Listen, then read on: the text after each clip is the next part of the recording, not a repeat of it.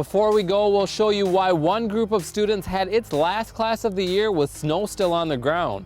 That's when we caught up with a Coon Rapids man who finds freedom on flakes. I'm Joe Nelson. We'll see you next month. I get a rush of adrenaline. I kind of like that. Driving in winter weather slows down our daily commute, but people who rely on smaller wheels see even greater challenges. I can't say that a lot of people with disabilities do look forward to winter. It's a scary time of year with the snow and the ice, and Pete can't wait. But for Pete Howe of Coon Rapids, the first big snowfall of the year allows him to see the world from a different perspective. It's exciting. Born with cerebral palsy, Pete uses a wheelchair to get around, but every Sunday in the winter months, he trades those wheels for skis. He takes his skiing very seriously. He's here, he's ready to go when it's time to go out. I think very hard about the instructors that I do pair with him because he does like to be challenged and set goals. All right, up we go.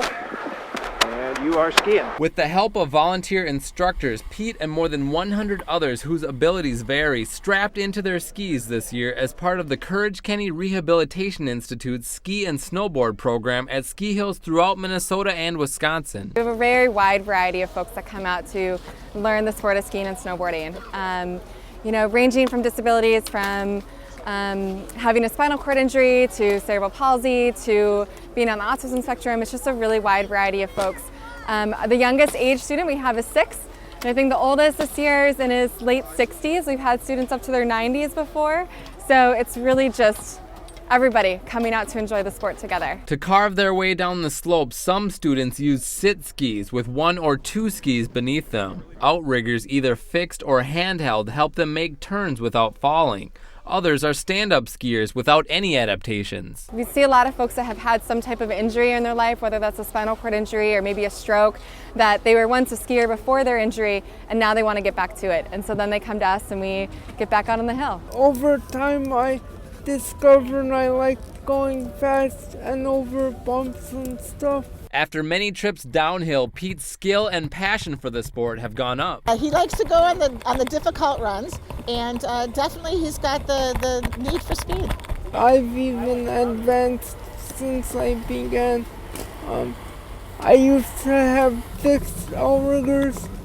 Now I have a handheld and a fixed because I discovered my strength in my left arm. I probably have always had it.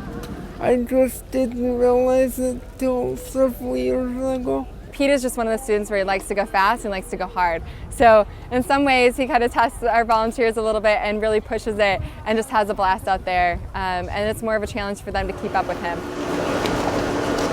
For Pete and so many others, the ski lift takes them to a place higher than any summit. They're in charge. Pete's telling him which way he's going. Pete's telling him what run he wants to go in. He's in charge, and I think that's so important. All it takes to turn that ski is just a simple turn of the head, and you're carving it just like a regular ski. And so for our students, it's coming away with that freedom that they're just like everybody else, and out there and having a great time and learning the sport. To keep the program going and to help other skiers, Pete raised more than $3,000 and hopes more will follow in his ski tracks. People to realize that people like myself, they can get out and do stuff too. They don't need to be sitting at home.